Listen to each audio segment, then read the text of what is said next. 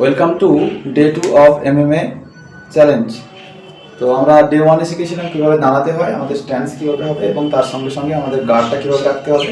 ওটা ভালোভাবে প্র্যাকটিস হয়ে গেলে আমরা শিখবো কীভাবে আমাদের একটা স্ট্যান্স থেকে অন্য স্ট্যান্সে যাওয়ার সময় আমাদের মুভমেন্টগুলো হবে ফরওয়ার্ড, ব্যাকওয়ার্ড, লেফট, রাইট।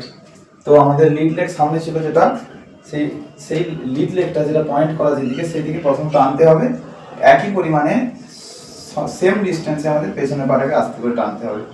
1 2 1 2। ঠিক আছে, এখন গাড়ির কথা খেয়াল করছি না, এখন আমরা মুভমেন্টগুলো ঠিকঠাক রাখছি। যদি আমরা রাইট দিকে যেতে প্রথমে 1 2 3 4 5 6 7 8, যে পা যেদিকে পয়েন্ট করা আছে আমাদের সেদিকে কিন্তু আগে মুভমেন্ট নিতে হবে। এবং এই দুটোতে ভালোভাবে ব্যালেন্স চলে এলে আমরা পরের ভিডিওতে শিখবো কিভাবে পাঞ্চ করতে হয়। তো ততক্ষণ পর্যন্ত সবাইকে প্র্যাকটিস করতে হবে কিভাবে ফরওয়ার্ড কিভাবে যাব।